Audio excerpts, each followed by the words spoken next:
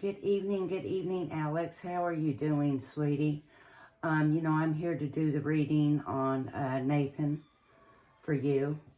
I just want to start off with this reading that I had sent you. I know my book has been through some tough times since I've done this reading on Nathan. But I did it on him a while back ago when we first got in contact with each other. And I didn't just give it out to you to give to him. I do wish I would have now, but there was just some sort of way that I felt like I was protecting you by not putting that reading out to you. But I really wish I would have. But obviously I wasn't meant to, or I would have felt like it would have been pushed out to me to give to you. But so when I did do that reading on him before, okay, not this reading, the reading before, I told you that, I felt like he was in a very dark place in his life. And I just felt really heaviness about him. When I did his reading today, it has kind of confirmed that reading for me also. But also it has confirmed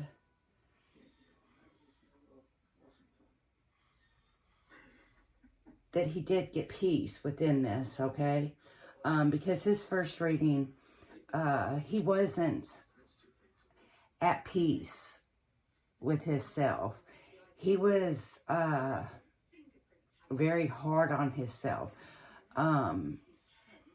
There was something that he was carrying around,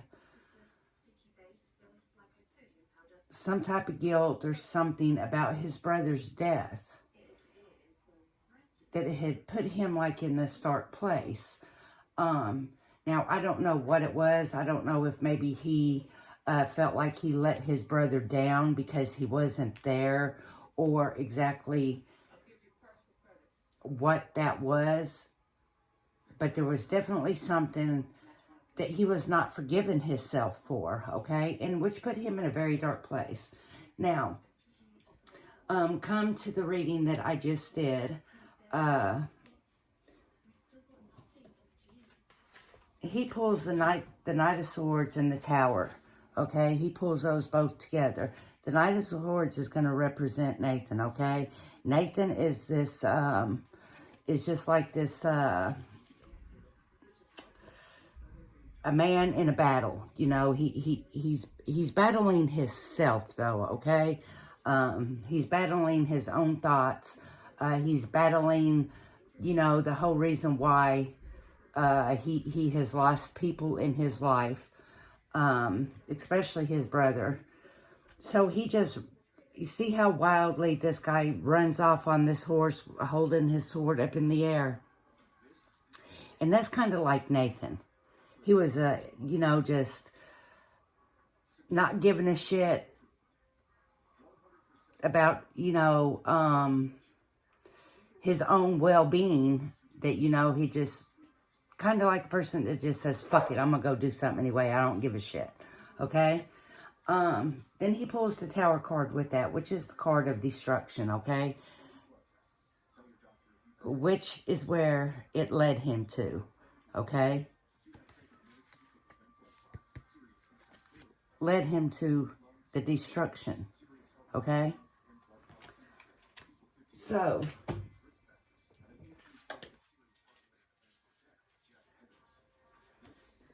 now we pull the Ten of Swords and we pull the Strength card together, okay? The Ten of Swords is, you see him waking up like he's just in this bad dream, okay? He can't believe this is what's going on. This is what's happening to me. And that's kind of where he went when he passed on. It's like, this is just a dream. This is not really happening. But he wakes up and he realizes that yes, this is happening. He has an angel who has come down and who has calmed him. Okay? He doesn't believe that, you know, he has passed on. And this angel comes and she calms him. She calms the tiger in him. And he realizes that, yes, he has passed on. Okay? Now, this is interesting because this card I pulled in that very first reading I did for him. Okay? And in that first reading I did for him, his brother was strongly coming through, wanting him to forgive himself for whatever reason, whatever it was about. His brother wanted him to forgive himself. Okay? His brother from the heavens is handing him a cup. He needs him to fill that cup. Okay? He needs him to fill that cup with all his anguish, with all of his guilt, whatever it is that just has him in that dark space, okay? Now, this is a card that did not get pulled in his first reading, okay? It gets pulled in this reading after his passing, okay? You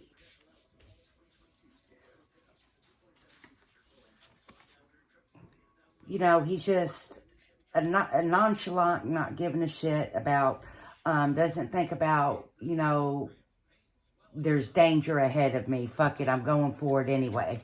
Okay, and we know that leads to the destruction of that. We also know that it's hard for him to believe that he has passed on, you know. Then he has this angel who comes down and who calms him and who gives him the strength to know that, yes, I've passed on. And there's his brother handing him the cup of forgiveness. Okay? The cup of forgiveness. Look. Nathan takes that cup. Nathan takes that cup. You see those tears? See those little raindrop tears falling out of that cup? Nathan took that cup and he filled it. He filled it with all his anguish and all the things that had him in that dark space in his life.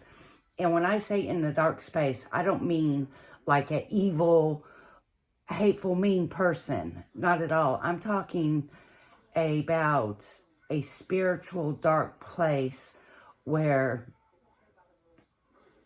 he had a whole lot going on his mind. A whole lot he didn't understand. You know, his brother's death. He's had friends who have passed on. You know, and he was just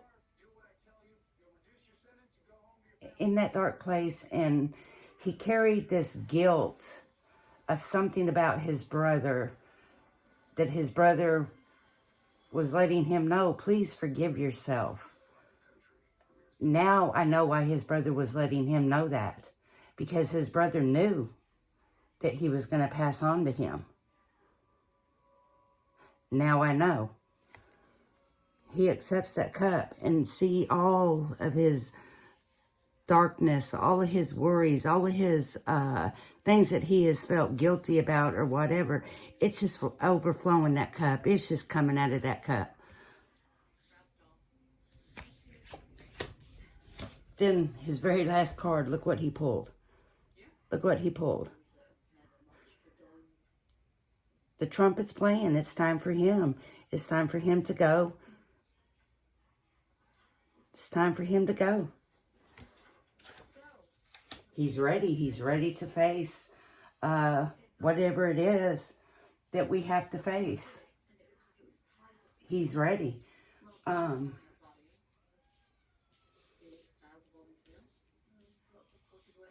This is just a very powerful reading because of the reading that I did on him before. And it answered some of the questions that first reading brought up. And it actually shows that he took that cup. He took that cup from his brother and he filled it. And all of his anger, everything is just overflowing out of that cup. Then the trumpets play. The trumpets play. It's time for him to rise and go.